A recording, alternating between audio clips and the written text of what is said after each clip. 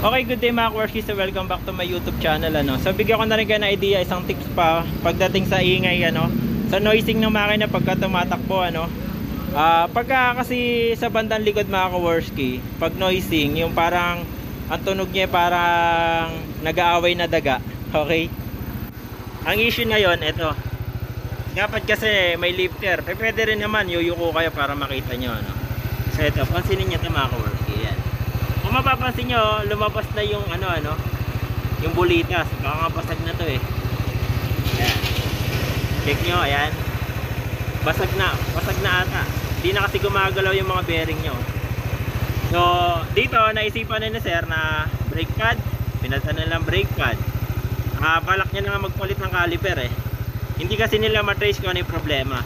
Mga Kwarski, lagi nyong isipin to, lalo na kung ang motor nyo ay nasa 3 years to 4 years na, check nyo to, pinaka the best, palitan nyo na para sigurado.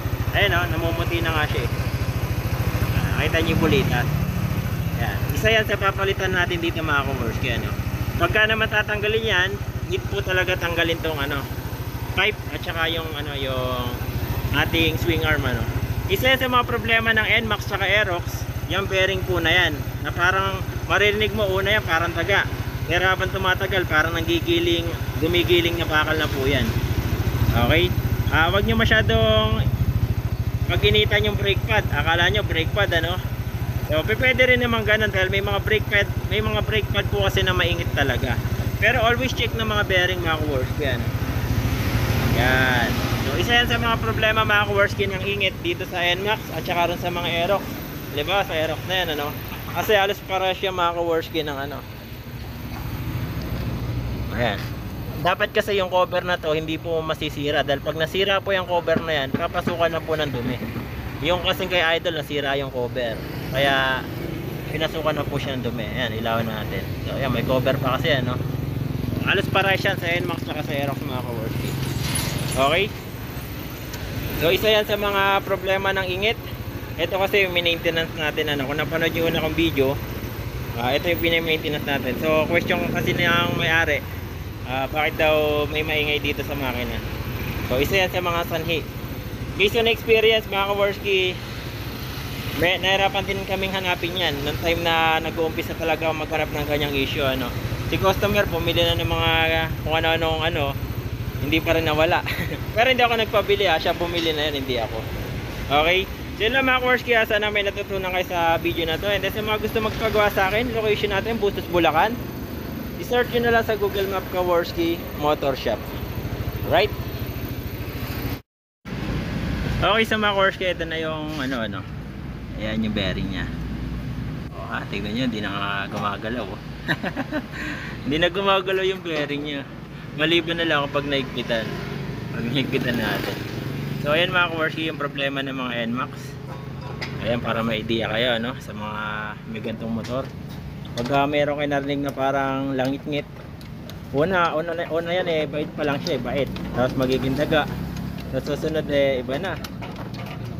Gumigiling na, gumigiling na bakal na yung mga Kwarski. Mga ganyan. Brake pad lang. Sinasabi ko, sa bearing dito, kasi ayan mukhang maiiwan na mga Kwarski ayun, ayan siya.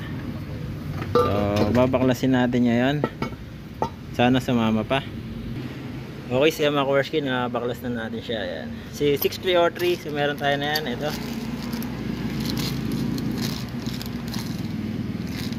Yamaha pa. Tawag dito sa nakalimutan ko na yung brand din. NSK ba to? Basta original din to NSK nga.